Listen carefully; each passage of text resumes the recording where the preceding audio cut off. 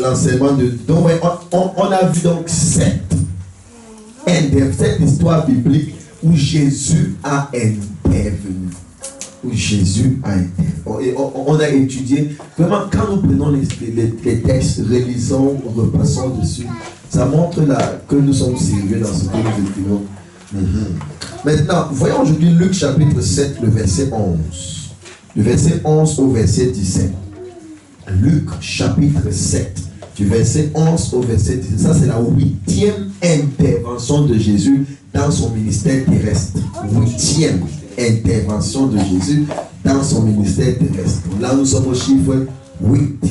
Et c'est donc Luc chapitre 7, le verset 11 au verset 17. J'ai donc intitulé cette intervention la compassion. La compassion. Allons-y à partir du verset 11, oui. Le jour suivant, Jésus alla dans une ville appelée Naïm.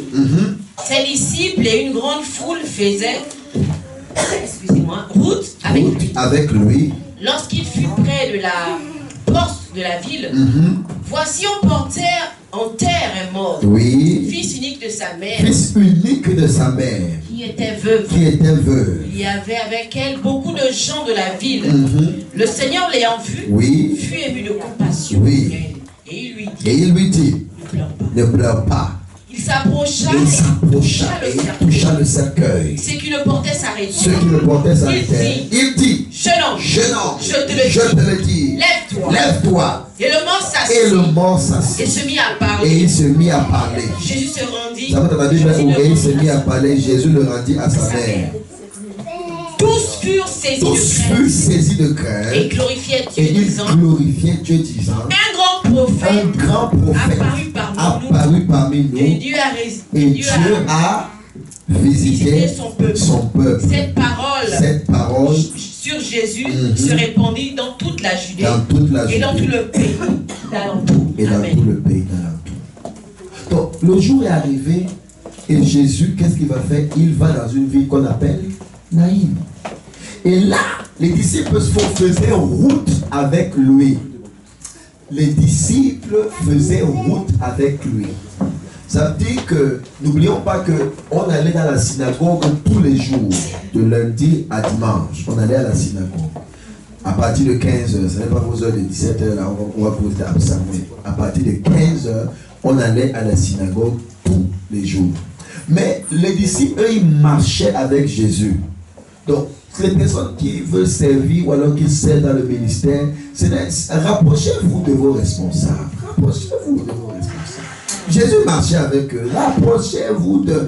Donc, et j'ai dit ici, il y a 3 semaines, que ce que je vois, c'est ce que j'envoie. C'est ce que j'ai dit ici. Amen. Si tu es étonné que je t'envoie pas, que je ne te vois pas. Je te vois seulement mercredi à dimanche. Je devrais te confier quoi? Oui, donc c'est la même chose avec le Seigneur. Il était avec les disciples, mais ce n'est pas l'objet du message. Lorsqu'il va donc arriver près de la porte de la ville, une fois qu'on emporte un mort, on va enterrer.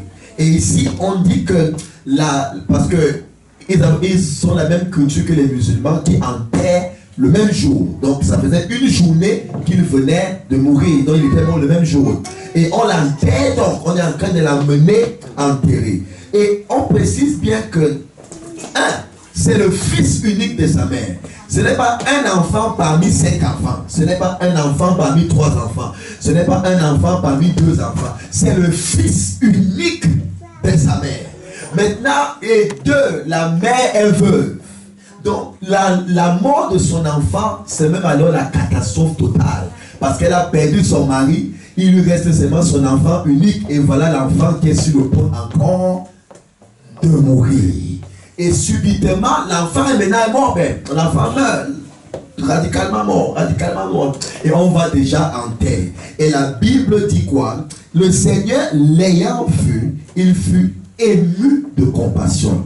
Donc le moteur déclencheur de la résurrection du fils de la veuve, c'est la compassion que Jésus a eue. La compassion a été le moteur déclencheur. La compassion a été ce qui a provoqué la résurrection de cet enfant. Alors une femme qui a perdu son mari, on l'appelle comment? Un mari qui a perdu sa femme, on l'appelle comment? Un enfant qui a perdu son père, on l'appelle comment? Un parent, une mère qui a perdu son fils, on l'appelle comment? Il n'y a pas de nom. Ça n'existe pas. Parce que c'est un mauvais ordre chronologique. Dieu n'a jamais prévu l'existence de ce que les parents appellent les enfants. Il n'a jamais prévu ça. Il n'a jamais prévu ça. Tu ne vas jamais enterrer ton enfant au nom de Jésus-Christ. En domaine amen comme le tonnerre. Jamais. Il n'a jamais prévu ça dans l'ordre divin. Ce n'est même pas dans l'ordre divin. C'est les enfants qui enterrent les parents. Les parents ne vont pas enterrer les enfants. Donc Jésus est ému de compassion. Elle est d'abord veuve. Elle perd encore son enfant unique parce que même quand ils sont 5 enfants, tu perds un.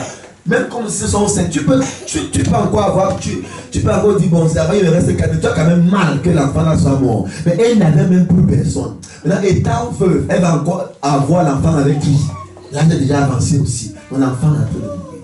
Et Jésus vient, il touche la compassion. Donc la compassion a été le moteur déclencheur de la résurrection de cet enfant. Et ici, il y a encore un autre problème. Son problème était devenu son identité. On dit l'enfant de la veuve.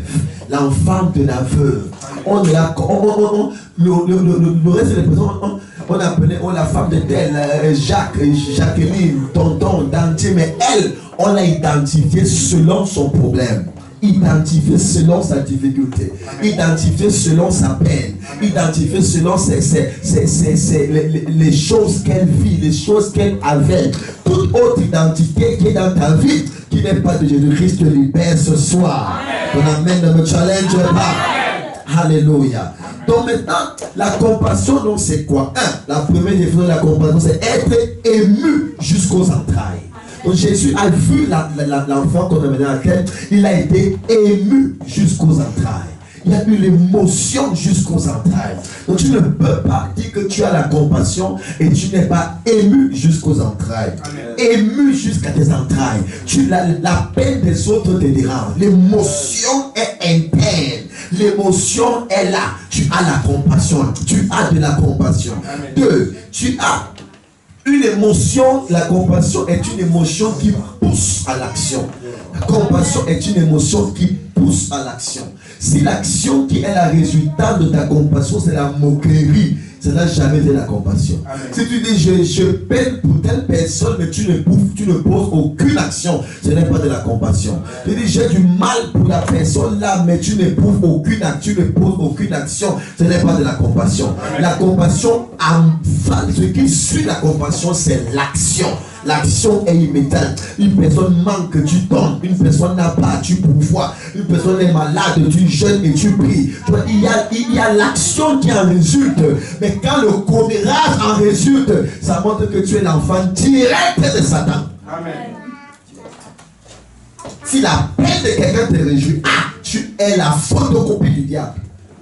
C'est lui qui t'a engendré.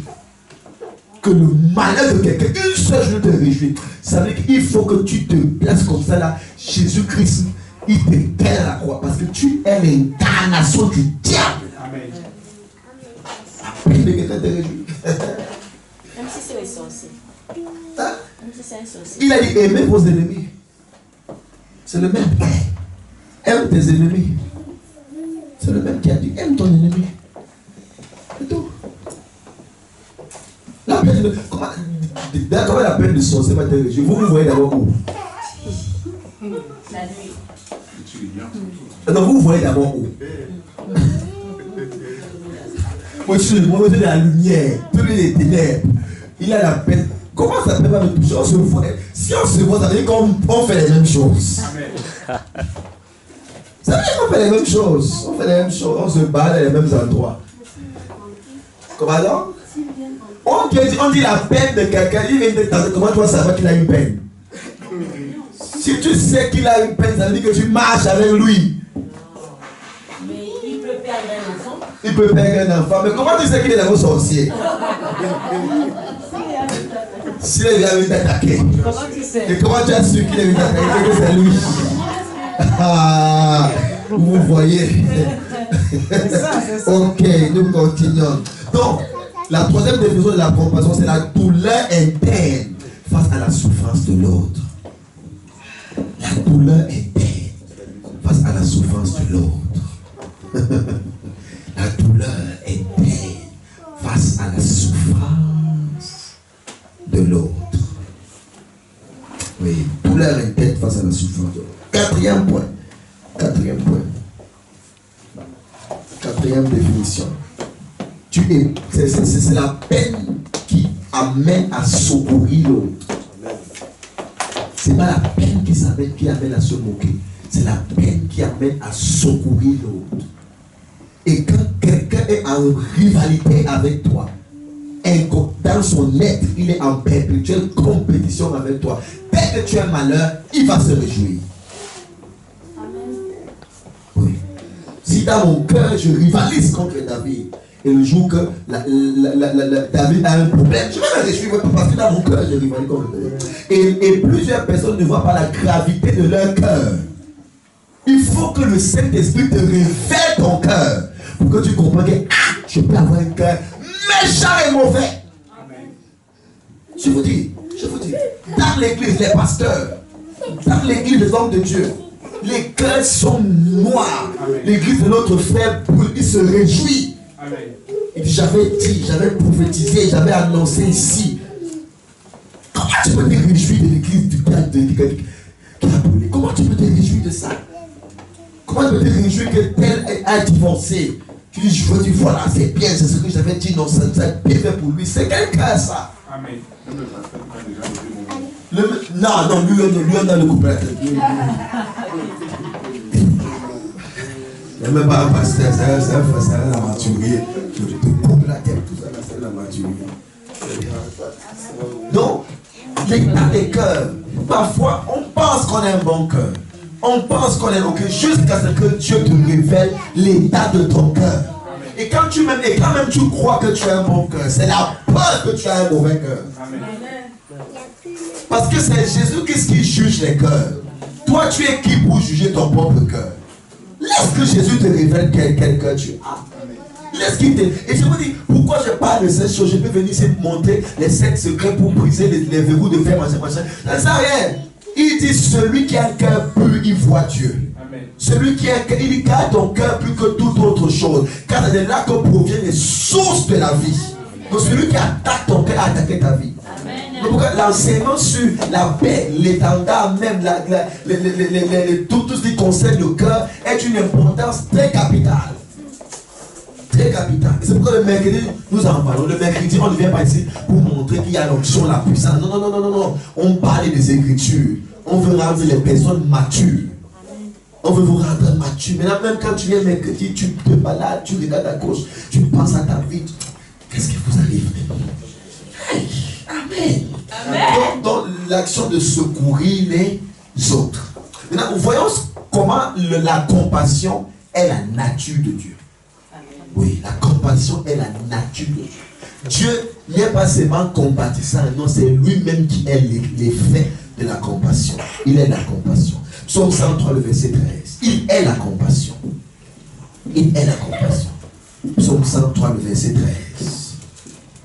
Psaume 103, le verset 13. Donc Dieu, la nature de Dieu, c'est la compassion.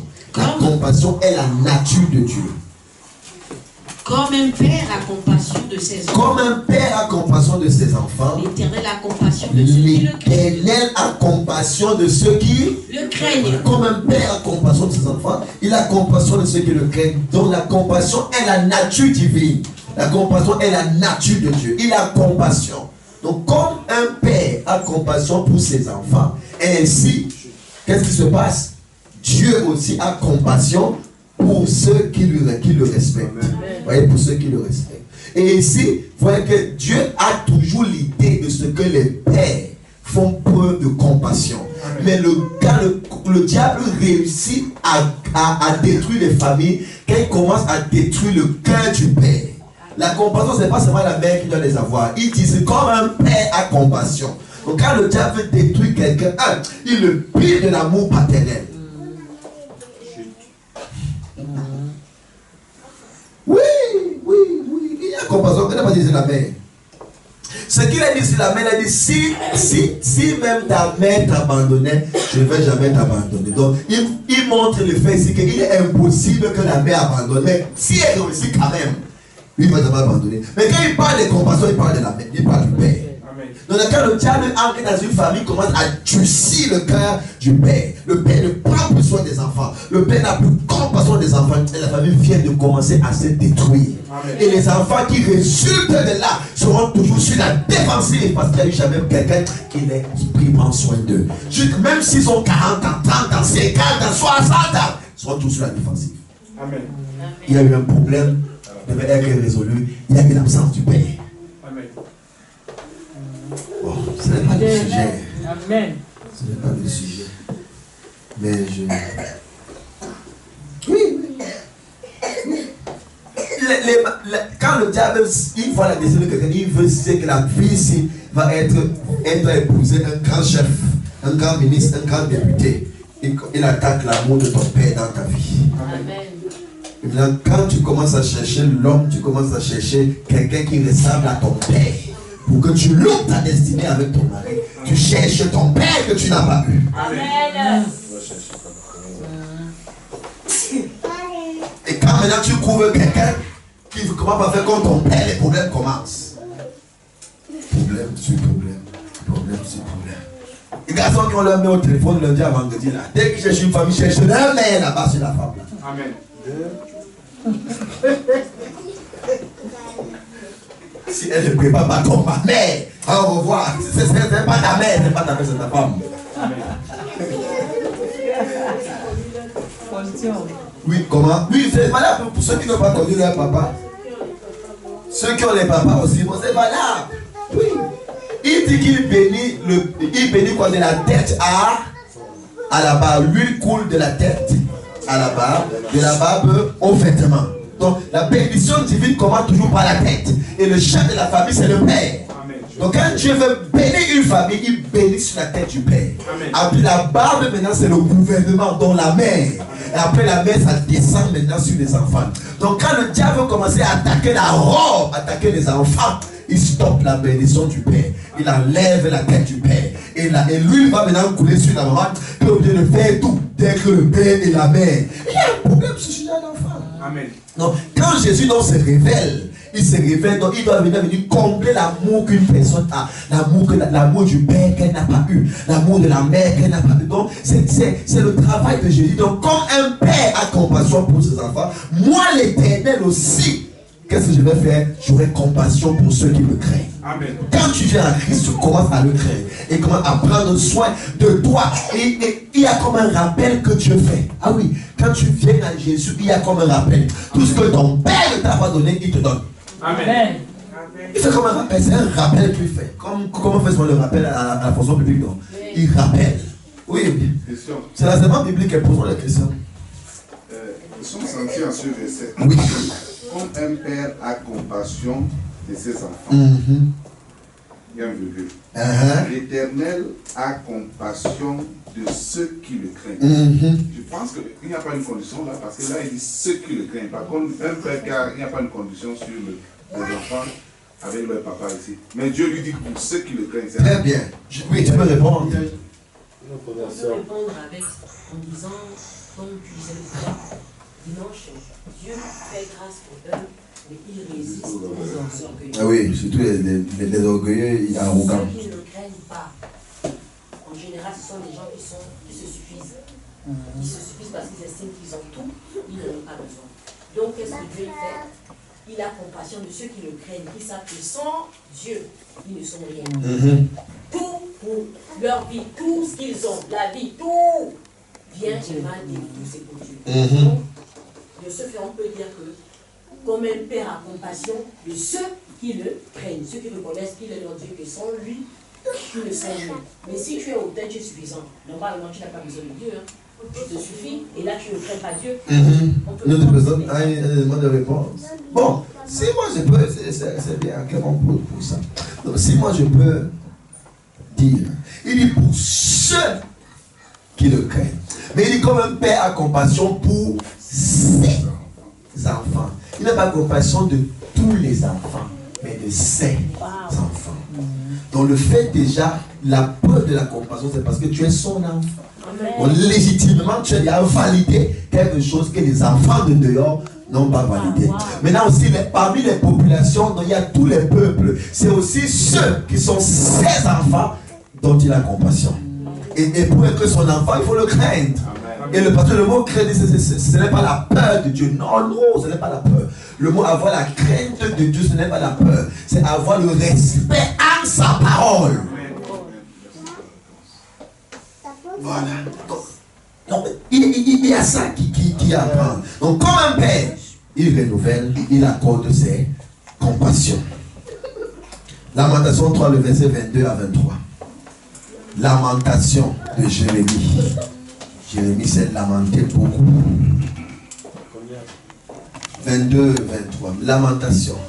Il s'est lamenté, mais il allait tuer au temple. La lamentation de ta chambre, là, tu fais l'église en Israël.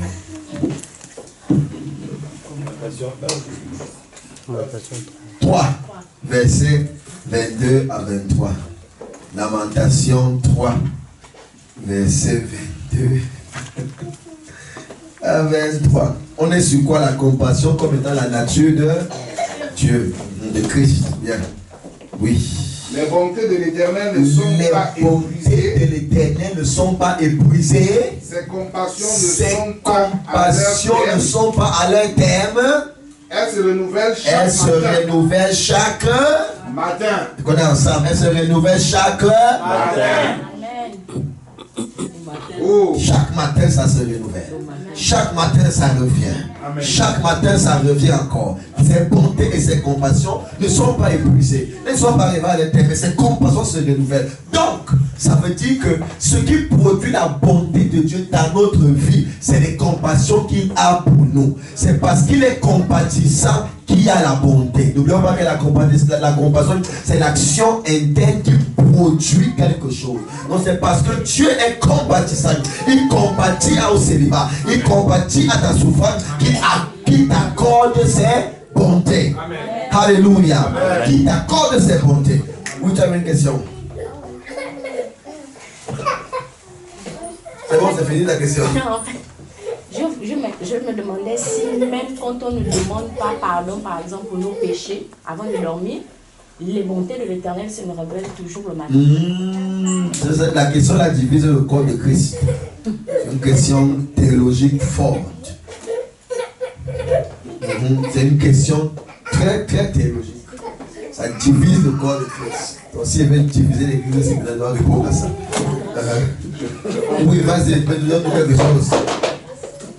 Je voudrais savoir si on ne demande pas de pardon à Dieu pour nos péchés avant de dormir, est-ce que les bontés se renouvellent chaque matin? Moi je dirais oui. Lui m'a dit oui. Moi je dirais oui parce que même quand, dimanche dernier par exemple, quand on priait ici, il nous demande de dire merci pour des choses qu'on n'a pas vues, des combats qu'il rapporte qu'on n'a pas vus. S'il combat pour nous, pour des choses qu'on n'a pas vues, je pense que si tu n'as pas confessé tes péchés, moi je pense que les bontés de l'Éternel peuvent se renouveler. Et tout à l'heure, il vient de nous dire quelque chose, que comment celui-là qui dit qu'il est frère peut se réjouir si l'église d'un pasteur se brûle. Hein? C'est à peu près la même chose, que parce que tu penses que tu as dormi, que tu as péché, que tu n'as pas demandé pardon, que la bonté. Moi je pense que les bontés peuvent se renouveler, pas que tout. Mon avis, moi je dis oui. La haine et la grâce. Oui. Je vois que c'est un mauvais évangile qui conditionne la bénédiction de Dieu au péché. Jésus a résolu le péché à la croix du calvaire. Ce n'est pas parce que ton enfant a cassé le verre que tu ne lui payes plus l'école. Non. Amen. Ce n'est pas parce que ton enfant a cassé le verre. Jesus. Ce n'est pas parce que ton enfant a cassé le verre. Merci Saint-Esprit. A cassé le verre à la maison que tu ne lui donnes plus la nourriture. C'est pas parce que ton enfant a cassé, a sali le sol qu'il n'est pour ton enfant. Le fait qu'il ait commis une faute n'enlève pas ton ADN dans son ADN. Amen. Amen. Oh, Donc tout évangile qui va dire c'est parce que comme tu as menti, tu as fait telle chose, donc tu n'es plus enfant de Dieu. Vraiment, celui qui prêche ça, il faut taper sa tête. C'est un sorcier pasteur. Amen. Un faux pasteur. Il faut taper sa tête. Donc maintenant, mais qu'est-ce qui va diminuer quand l'enfant commet une faute à la maison devant son père? Il y aura une distance qui va s'installer. Le père a toutes ses responsabilités, mais il y a une distance. Il attend que l'enfant s'humilie et revienne demander pardon au père. Mais le père, c'est une responsabilité. Il y a des choses que le père ne joue pas avec. Vous voyez ce qu'il ne joue pas avec. Maintenant, il y a la communion là. Donc, le même enfant qui n'a pas cassé le verre, quand il va dire il veut la PlayStation, l'autre a cassé le verre, il n'a pas demandé pardon, il veut la paix, il ne va pas donner la PlayStation à celui qui a cassé le verre. Il va payer l'école à celui qui a cassé le verre. Mais l'abondance des bénédictions là, c'est réservé aux enfants qui sont proches des parents. D'où la communion avec le Saint-Esprit. Quand tu communies avec le Père, tu as plus d'avantages que les autres fils de la maison. Amen. Mais tous ont les mêmes avantages, la vie, la protection, la santé, les mêmes avantages. Mais la maison, le loyer. Mais il y a une proximité là. Amen. Le Père va te glisser un peu 50 000 € derrière. Parce que tu as proximité avec lui. Mais comment la sœur là prospère comme ça et nous tous sommes prêts à l'église? Non, parce qu'elle communie avec Dieu tous les jours de sa vie. Amen. Elle communie avec son Père. Amen. Amen. Amen. Amen. Ne soyez pas d'Israël, ne soyez jamais d'Israël l'église. Proverbe 19, 17. Proverbe 19, 17. Proverbe 19, 17. Ne soyez jamais d'Israël l'église, jamais. Une parole suffit pour changer l'histoire de ta vie. Amen. Quand le diable vient comme ça, il t'embrouille avec les distractions, tu perds la parole et ton histoire reste ouverte encore. Amen. Oui. Proverbe 19, 17 nous dit: celui qui a pitié du pauvre, celui qui a pitié du pauvre, prête à l'Éternel. Il prête à l'Éternel. Relisons encore: celui qui a pitié du pauvre. Celui qui a pitié du pauvre, qu'est-ce qu'il fait? Il prête à l'Éternel. On relit encore: celui qui a pitié pauvre, il prête à l'Éternel. Donc rien que parce que tu as la compassion d'un pauvre, tu es en train de prêter à Dieu. Ce n'est pas ta part de dette là que tu ne payes jamais. Non, lui il paye sa part. Et cette dette, c'est quoi? C'est quand tu as pitié du pauvre. Il y a même encore quand tu prends soin des orphelins. Oui, la Bible dit, il est le père des orphelins. Donc quiconque prend soin d'un orphelin est en train de faire quoi? De prêter à Dieu. Il prête à Dieu parce que tu prends soin d'une orpheline. Oui, parce que tu as la compassion que l'enfant n'a pas de père, l'enfant n'a pas de mère. Amen. Et Dieu dit: la personne a compris comment moi je suis, comment je prends soin des personnes, donc je dois la bénir, le bénir pour qu'il continue de prendre soin des autres. Amen. C'est la clé du ministère, c'est la clé ministérielle, c'est la clé de l'église, la clé de l'église. Il est compatissant, celui qui a pitié du pauvre, il prête à l'Éternel. Voyons d'autres exemples de la compassion. Matthieu 9, 36. D'autres exemples de la compassion. Matthieu 9, 36. D'autres exemples de la compassion. Matthieu 9, 36. Amen. Oui. Voyant la foule, il fut ému de compassion pour elle. Parce qu'elle était languissante et abattue. Comme des brebis qui n'ont point de berger. Alors il dit à ses disciples: elle était languissante et abattue comme des brebis qui n'ont point de berger. Continue. Alors, il dit à ses disciples, la moisson est grande, mais il y a peu d'ouvriers. Priez donc le maître de la moisson d'envoyer les ouvriers dans sa moisson. Donc, pourquoi il y a l'œuvre évangélique? Parce que le Père a eu compassion. Parce que les brebis étaient comment? Les brebis étaient... Elles étaient languissantes et abattues. Ouais, il a eu compassion parce que les brebis, le peuple était languissant et abattu. Et à cause de ça, il a donc envoyé la mission. Donc une des clés pour être un évangéliste puissant, c'est d'avoir compassion des âmes. Quand tu as compassion des gens, le Seigneur t'envoie vers les gens. Quand tu as compassion des gens, le Seigneur t'envoie vers les gens. Quand tu vois les panois sans le Seigneur, si tu as mal, il t'envoie vers les panois. Quand tu vois les panois sans Christ, il t'envoie vers les panois. Amen, amen. Quand tu as compassion, il le fait. Il le fait. Quand tu te réjouis que dans cette église, les membres ne viennent pas, il t'enlève d'ici parce que tu nous bloques la croissance de l'église. Tu n'as pas de compassion. Tu n'as pas de compassion. Si ça veut dire que Dieu chasse les gens lui-même, lui-même il chasse. Quand il sait que toi tu gagnes, il te chasse. Il te chasse. Tu n'as pas compassion. Tu n'as pas compassion que les chaises sont vides, les bars sont pleins. Oh Dieu, qu'est-ce qui se passe? L'église, les églises catholiques, tout est vide, mais les restaurants sont pleins. Oh Dieu, qu'est-ce qui se passe? Change, toi tu te réjouis de ça. Dieu t'enlève de toi, tu n'as rien à faire. Bah, tu es un agent du diable. On va que le diable, c'est celui qui est condamné. Non, celui qui se moque des autres, c'est le diable. Bon, on continue. Moi je suis prêt. Même si c'est devant avec Kendra ici qui reste à l'église, avec de l'eau le monde. On va rester à deux. J'ai une question. Si tu commences à pleurer ta mère, je te mets dehors. J'ai une question. Oui, maman, regarde. Pendant que tu aides les orphelins et que tu reçois les injures, les mêmes personnes que tu aides, comment ça se fait? C'est bien. Bonne question. Ok, il y a deux réponses ici. Qui commence? C'est pour les honneur aux dames.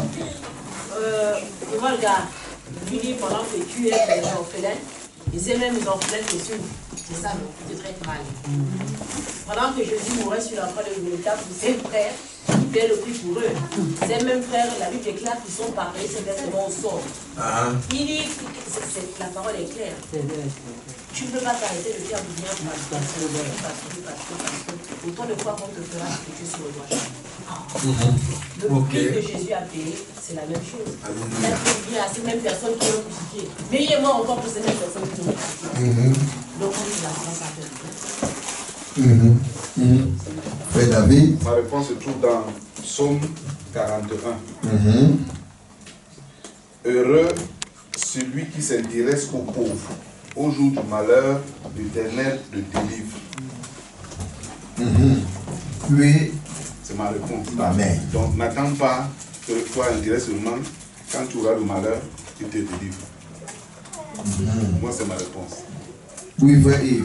Ma réponse, c'est 1 Pierre 2. Qui dit quoi? 23. Qui dit, lui qui insultait ne rendait pas d'insulte. Lui qui a été insulté ne rendait pas l'insulte. Moi aussi j'ai une réponse, mais je n'ai pas le verset biblique. Oui. Là où on dit, si on te gifle sur la joue droite, tu ne rends pas. Comme ça, les écritures ici, acclamons pour nous, acclamons pour nous. Non, acclame bien, acclame bien. C'est si tu as si vous voulez dire le show, oui, c'est ça. Tu as un an de pouce, il faut maintenant te comporter comme une grande. Amen. Donc, voyez, c'est ça.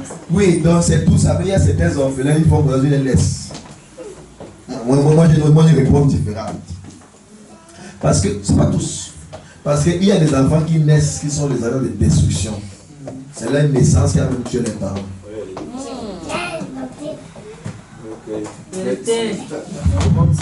Là, il faut un discernement fort. C'est pas tous. C'est la naissance qui a amené les problèmes en famille. Donc ils vont seulement amener problème sur problème. Sauf que celui-là c'est un agent du diable. C'est pas un orphelin de la parole, c'est l'agent du diable. Et tu retires ton agent de là.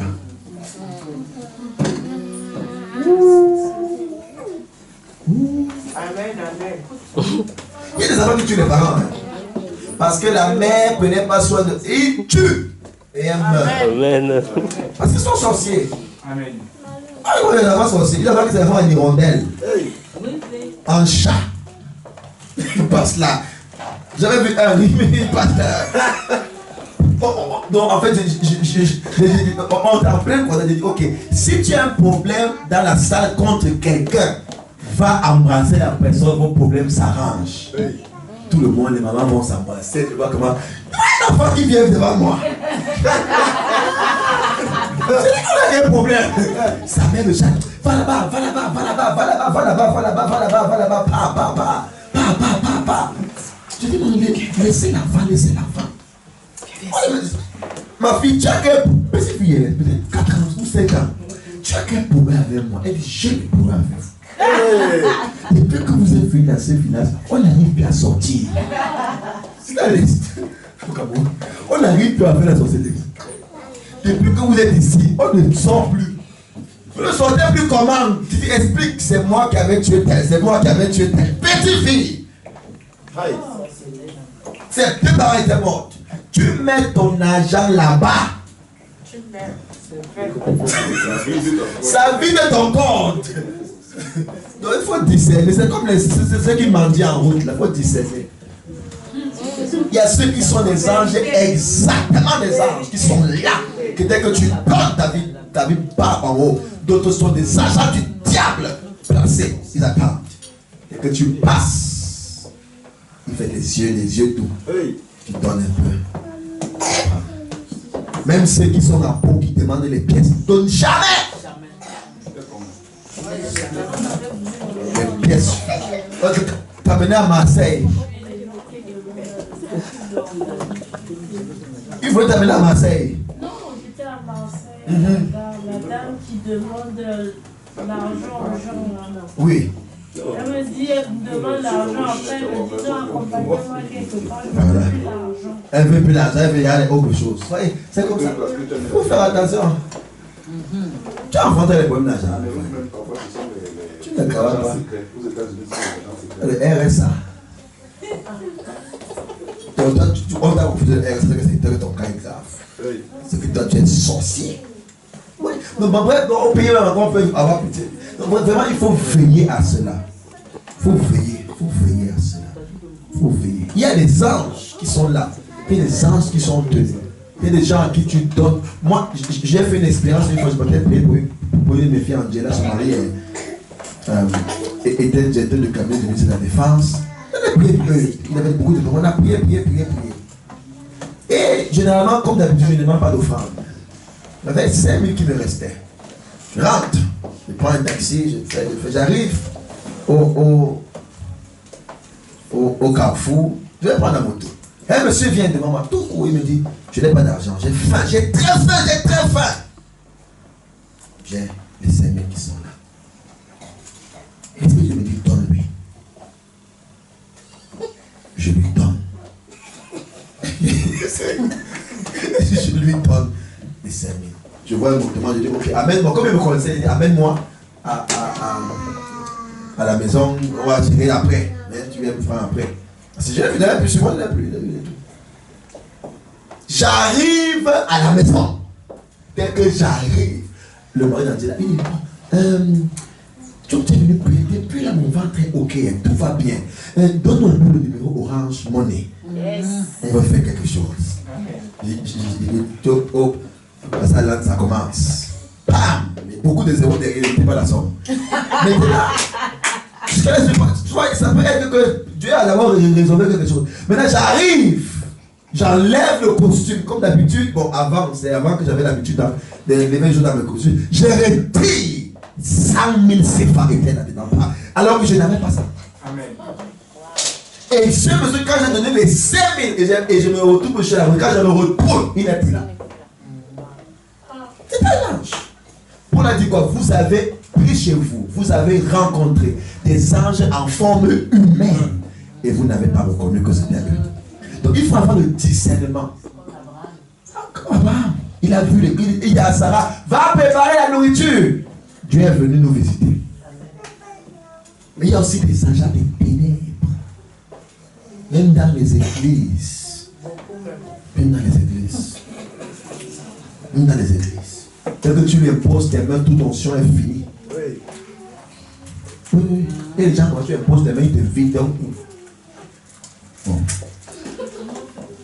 Comment vous discernez? Il faut beaucoup prier.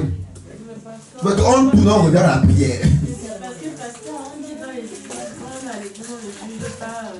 Non, moi, il juge. On ne porte pas de lait sur les juges. Non, moi, il porte. Comment? Si moi, je suis là, un pressentiment sur un frère. Qui est sorcier? Oui, et que je sens qu'il y a quelque chose. Oui, surtout ne fais pas le comrade sur ça. Si tu fais le comrade, tu as ouvert la porte au diable. Il ne va pas dire que viens voir le pasteur. Avoir le pressentiment et le discernement, c'est deux choses différentes. Oui, mais même si c'est le pressentiment, mais ne pas dire à quelqu'un à côté. C'est le quelqu'un à côté que tu vas dire là. Comme ça va venir. Et quand ça va arriver dans les oreilles de la personne, si la personne n'est pas sorcière, elle va partir de l'église. Alléluia. Amen, amen, amen. Amen. Voilà, donc, voyons Matthieu 14, 14. Je n'ai pas le nom. Donc, on le fait déjà. Je n'ai pas compris. Tu n'as rien fait. Amen. Quand il sortit de la barque, il vit une grande foule et fut ému de compassion. Il fut ému de compassion pour elle. Et il guérit les malades. Et il guérit les malades. La compassion a fait quoi? Activer la guérison divine. Troisième chose. Marc 1, 41. Compassion a provoqué la guérison divine.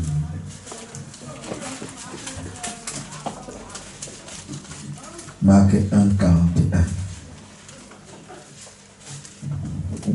Amen. Oui.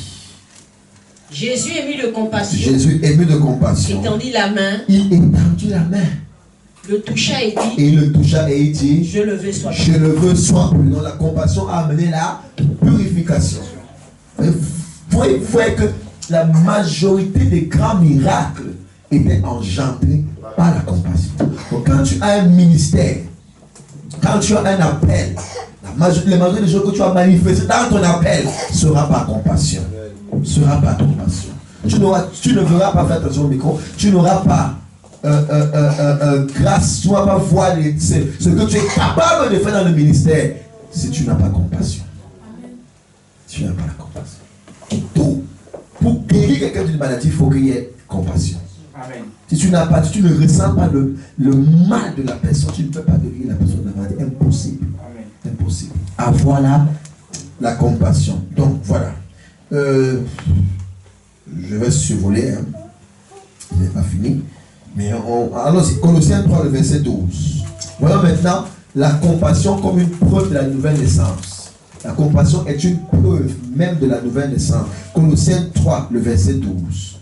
Colossiens 3, le verset 12. La compassion est une preuve même typique de la nouvelle naissance. Colossiens 3, le verset 12, il est écrit. Ainsi donc, comme des élus de Dieu. Comme des élus de Dieu. Saints et bien-aimés. Saints et bien-aimés. Revêtez-vous d'entrailles. Revêtez-vous des entrailles de la miséricorde. Donc revêtez-vous de compassion. La compassion est un vêtement que tu dois mettre sur toi. Et c'est des sentiments de compassion que tu dois mettre sur toi. Tu dois avoir compassion. Tu dois porter la compassion. Il n'intervient pas sans la compassion. Impossible. Parce qu'il n'est plus dans le jugement. Il n'est plus dans la condamnation. Et dans la compassion. Il n'intervient pas sans la compassion. Voilà. Romains 12, le verset 15. Il n'intervient pas sans la compassion. Romains 12, le verset 15. Donc, 1. La compassion comme vêtement. 2. La compassion comme attitude et comme caractère. Amen. C'est ça qu'on va voir dans Romains 12, 15. La compassion comme notre attitude et notre caractère. Réjouissez-vous avec ceux qui se réjouissent. Pleurez avec ceux qui pleurent. Pleurez avec ceux qui pleurent. Non, mais ici, on aime seulement se réjouir avec ceux qui se réjouissent. On n'aime pas pleurer avec ceux qui pleurent. D'autres aussi aiment seulement pleurer avec ceux qui pleurent. Et n'aiment pas se réjouir avec ceux qui se réjouissent. Même du joyeux anniversaire, tu ne peux pas envoyer à quelqu'un dans le groupe roi. Et le fils de tel à l'anniversaire, tu n'écris pas. C'est quoi ton problème? Tu es comme ça pourquoi? Qui t'a fait comme ça? La suite de l'enfant, tu n'as pas aimé ça. Quelqu'un en même temps perd son mari, tu ne parles pas. Qui t'a rendu comme ça? Pas de compassion. Et tu dis, Seigneur, bénis-moi, il va taper tes mains. Dis Amen bien. Amen. Mais là, ne sont pas sincères. Réjouis-toi. Quelqu'un a fait, il ne t'invite pas à sa fête, non? Va à sa fête. À son anniversaire pas, à son mariage pas, à sa dot pas, c'est parce qu'il y a toutes ces histoires. Réjouis-toi, il réjouissez-vous avec ceux qui se réjouissent et pleurez avec ceux qui pleurent. Amen. Donc dès que quelqu'un a seulement un problème, tu commences à pleurer. C'est quoi le problème? Mais j'ai quand même d'abord pleurer avec toi. C'est si il veut m'appeler, elle appelle, PM, elle commence à pleurer, elle dit, maman, je pleure pourquoi? Je pleurais parce que j'ai perdu ma chaussure, je dis, ok, ça va, on a quand même pleuré ça ensemble. Oui. Il y a des mamans, en fait, quand il y a un décès, même si c'est pas son parent. Oui, c'est vrai, mais qu'elle s'est déguée. Elle commence à crier. Elle commence à pleurer. Dès qu'elle voit quelqu'un, elle pleure. Chez nous, c'est les Babyloniens au Cameroun, ils pleurent, c'est mal. Tu veux voir avec compassion, il faut aller dans les villages, les anciens villages. Les anciens villages. Oui, parce que là-bas, tu vois de la compassion. Quand quelqu'un avait une deuil, ils sont là. Quand il y a un malheur, bonheur, ils sont là. Dès qu'elle fait besoin, oh, il commencera à pleurer. Maman, oh, qui est même mort? Qui est même mort? Je ne peux pas savoir. C'est vrai, c'est vrai. C'était comme ça, les vraies compassions. Comment ça va s'enrouler? Après, tu peux dire, qui est même mort? On pleure d'abord. On pleure d'abord. Oh, on a tapé la seule faille. Qui a tapé? On va attaquer la personne qui a tapé. Après, quand on a tapé la personne, on dit maintenant, qui a commencé? Amen, amen. On a compassion comme attitude. 1 Jean 3, 17. La compassion calmement les enfants parce que maintenant quand on écoute la vidéo, leurs voix sont partout. 1 Jean 3, le verset 17. 1 Jean 3, le verset 17. Ça c'est la compassion comme agissement. Tu dois agir par compassion. 1 Jean 3, le verset 17. Si quelqu'un possède des biens, si quelqu'un possède des biens du monde, et que voyant son frère dans le besoin, voyant son frère dans le besoin, il lui ferme ses entrailles. Il ferme ses entrailles. Comment l'amour de Dieu demeure-t-il en lui? Comment l'amour de Dieu est dans une telle personne? Ils sont encore dit à quoi, s'il te plaît? Si quelqu'un possède des biens du monde, des biens de ce monde, et que voyant son et il voit son frère dans le besoin, il lui ferme ses entrailles. et il ferme ses entrailles. Comment l'amour de Dieu demeure-t-il? Comment l'amour de Dieu donc demeure avec la personne? Oh, j'ai l'amour de Dieu, oh, j'aime Dieu, mais tu fermes tes entrailles à une personne qui est dans le besoin, tu n'as pas l'amour de Dieu. Tu n'as pas de compassion.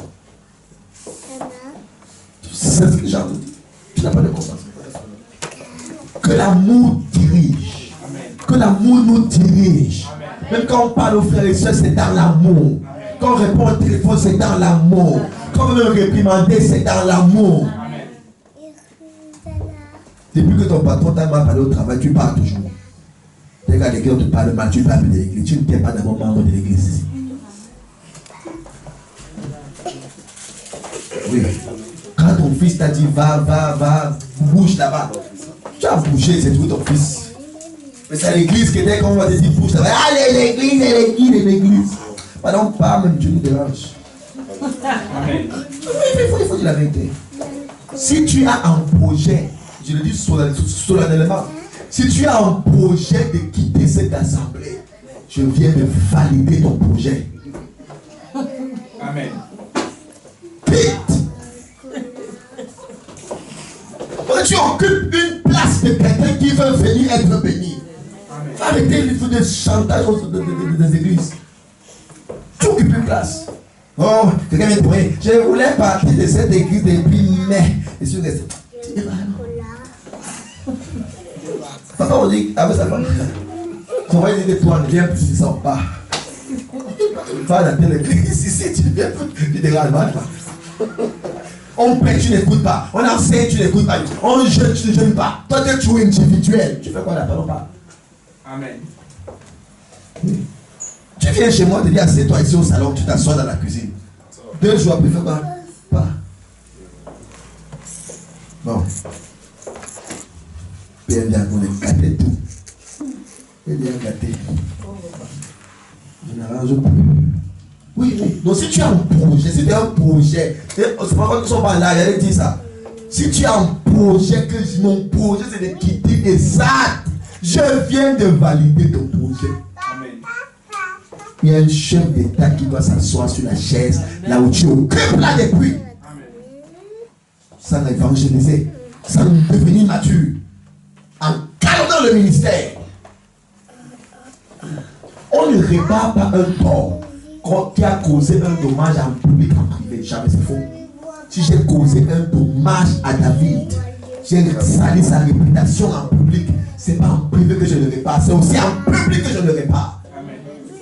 Tu as emmené dans l'église, dans les quartiers, dans les carrefours, partout. Les gens ont sali dans l'église. Tu veux maintenant t'asseoir. Non, non, va au repas et dire que j'avais mal dit. C'est la preuve que Dieu est quelque part. Là où deux ou trois sont assemblés, je suis au milieu. Assemblée en son nom. Pas assemblée selon nos sentiments, nos problèmes. Mais en son nom. Amen. Quand c'est Jésus qui rassemble, quand c'est lui qui unit, c'est ce qui est primordial. Amen. Ce qui est primordial. Bon. On est où? Les ennemis de la compassion. 1. L'indifférence spirituelle. Tu as une différence spirituelle. Prenez l'histoire là, Luc 10, 31. On a fini, Luc 10, 31. L'indifférence spirituelle. Ça ne te dit rien. La souffrance des autres. Amen. Un sacrificateur. Tu sais pourquoi le chez toi, c'est le chez toi. Et que même si tu pars au travail, tu voyages, tu sors, tu montes, tu rentres, tu retournes, tu es chez toi. C'est pourquoi c'est chez toi. Parce que tout ce qui est là-bas chez toi, c'est toi qui as acheté. Ton argent qui est là-bas. Tes pièces d'identité sont là-bas. Tes salons sont là-bas. Tes habits sont là-bas. Ce qui est là-bas, c'est pour toi. Pourquoi? Même si tu pars où, tu vas tout ramener chez toi. Donc quand une assemblée est chez toi, que c'est là mon assemblée, et que même la feuille de l'évaluation, tu n'as jamais acheté là-bas, c'est normal que tu ne viennes pas, parce que tu n'as rien là-bas. Oui. On va commencer les cellules la semaine prochaine. Quand vous allez voir les gens absents dans vos cellules, moi je ne viendrai pas. Absents dans vos cellules, c'est parce qu'ils ne vont rien amener. Aucune parole, aucune prière. On pense qu'on amène seulement à l'église l'argent ou les chaises. Non, on amène aussi nos prières. Amen. Si tu as abondamment sacrifié dans la prière pour une assemblée, tu ne peux pas du jour au lendemain faire le droit d'assemblée. À aucun jour. Parce que tu sais que tu as transpiré et peiné pour la croissance du ministère. Ton ADN est là-bas. Tu ne peux pas dire je pars. Si tu fais ça, tu n'as jamais été là. Amen. Bon, pourquoi je parle même des choses comme ça ce soir? Un sacrificateur. Un sacrificateur. Qui par hasard. Qui par hasard. Vas-y, par hasard. Qui par hasard descendait par le même chemin. Ayant vu cet homme, passa outre. Il passa outre. Voyez, il est passé à une différence spirituelle. Il est passé. Un lévite qui arriva aussi. Il arrivait aussi. Dans ce lieu l'ayant vu, passa outre. Il passe aussi outre. Mais un samaritain qui voyageait étant venu là, fut ému de compassion lorsqu'il le vit. Il fut quoi? Ému de compassion lorsqu'il le vit. Qu'est-ce qu'il a fait dessus? Il s'approcha. Il banda ses plaies. En y versant de l'huile. Il verse de l'huile et du vin. Puis il le mit sur sa propre monture. Il le met sur sa propre monture. Il le conduisit. À une hôtellerie. Il va à l'hôtellerie. Et il prend soin de lui. Ça finit par la continuer. Le lendemain. Il tira 2 deniers. Les donna à l'autre. Et il donne au patron et il dit. Aie soin de lui. Prends soin de celui-ci. Et ce que tu dépenseras de plus. Ce que tu vas dépenser de plus. Je te le rendrai après. Je vais régler avec toi après. Amen. Quelqu'un qui ne connaissait pas. Amen. Quelqu'un qui ne connaissait pas. Quelqu'un qui ne savait pas qui c'était. Mais les autres sont passés. Ils sont passés outre. C'est ce que j'ai appelé l'indifférence spirituelle. Quand la souffrance des autres ne te dit absolument rien. Quand les peines des autres ne te disent absolument rien. Quand le nom pour de quelqu'un ne te dit rien. Quand quelqu'un a des conflits, a des résolutions, ça ne te dit absolument rien. Tu ne pries jamais pour la personne. Il y a un problème. Ça ne peut pas décoller. Autre ennemi de la compassion, la dureté du cœur. Il y a des gens qui ont des cœurs durs, qui ont des cœurs noirs. Ils ne le savent pas. Ce sont des cœurs amers, des cœurs durs. Troisième ennemi de la compassion, la peur de se salir de la vie des autres. Je refuse qu'on me voit avec tel frère, parce qu'on peut me dire qu'on est pareil. La peur de se salir de la vie des autres. Je refuse qu'on me voit avec telle soeur. On peut dire qu'on est pareil. Je refuse de l'aider parce qu'on peut croire que elle et moi on a quelque chose. Il suffit d'une seule situation dans cette vie et tout ce que tu fais là, ça s'efface. Combien de milliardaires on connaît dans nos pays, dans certains pays, milliardaires qu'ils étaient, aujourd'hui ils n'ont même pas un franc, même pas 1 euro, non plus rien. Donc ils étaient milliardaires. Donc ils sont en prison. C'est pour dire que la vie ici, l'arrogance ne sert à rien. L'orgueil ne sert à rien. Dans la main aux autres. Ce que j'ai enseigné, j'ai pris le temps, je vais prendre le temps de finir ce soir. C'est le moteur même de l'évangile. Parce que Jésus a une compassion du monde. C'est pourquoi il est venu dans le monde. Il a une compassion des nations. C'est pourquoi il est venu dans les nations. Il a une compassion des pécheurs. C'est pourquoi il est venu vers les pécheurs. Mais la compassion a été la clé de son agissement pour le salut de l'humanité. Sans la compassion, il n'allait pas avoir salut. Jean 3,16. Quand Dieu a tant aimé le monde, qu'il a donné son Fils unique, afin que quiconque périsse, quiconque croit en lui ne périsse point, mais qu'il ait quoi? La vie éternelle. Par compassion, il a agi. Par compassion, il a agi. Par compassion, il a agi. Il dit quoi? Donnez et il vous sera donné. Pour donner, il faut d'abord de la compassion, de l'amour, de la joie et de la paix. Pour prier pour quelqu'un, il faut avoir de la compassion pour la personne. Il faut avoir de la compassion pour la personne. Il faut avoir de la compassion pour la personne. Il faut avoir de la compassion pour la personne. Oui, c'est la passion qui disait. Deuxième point, la dureté de cœur. Genre les cœurs durs. Ils ne pardonnent jamais. Ils gardent une rancune. Ils sont toujours prêts à la défensive, à l'attaque. On m'a piétiné, on m'a touché les cheveux, mais je vais je ne viens plus à l'église, parce qu'on m'a ne vient plus. L'indifférence spirituelle, tu t'en fous. Tu vois que telle soeur n'a pas les choses, ça ne te dit rien.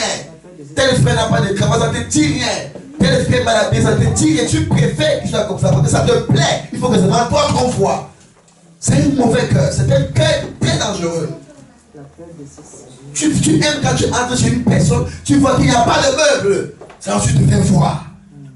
Et tu aimes l'inviter chez toi là où il y a les meubles. Pour qu'il voit tes meubles. Il y a des gens qui ont ce genre de cœur. C'est très dangereux. Le Saint-Esprit ne te connaît même pas. Amen. Tu ne connais même pas. Tu aimes marcher seulement avec ceux qui n'ont pas pour que c'est toi qu'on voit. Amen. On voit tes habits. Tu as les nouveaux coutumes, les nouvelles robes, les nouveaux cheveux, les nouvelles crêpes. Regarde ta vie. Quand je parle, je ne parle pas tellement de nous. Je parle du corps de Christ en général. C'est pour que nous, quand on écoute la parole comme ça, on aille prêcher la parole aussi. Le corps de Christ, c'est pas ça. Aujourd'hui, les pasteurs mangent pas par catégorie. L'autre a dit avant-hier, je ne vais jamais suivre et écouter un pasteur pauvre. Regarde-moi celui-là. Il n'a rien compris de l'évangile. Alors que quand il était pauvre, les gens le suivaient. Maintenant, les fidèles ont donné les dîmes et les offrandes, l'ont rendu riche. Maintenant, il dit qu'il ne va plus suivre quelqu'un qui est pauvre. Quand lui, il était pauvre, maintenant, on le suivait. Tu connais qui sont ces gens? Oui. Avoir de la compassion. Baisse ta tête et dis, Seigneur, merci pour ta parole ce soir. Merci pour ta parole ce soir. Merci pour ta parole ce soir. Merci pour ta parole. Merci pour ta parole.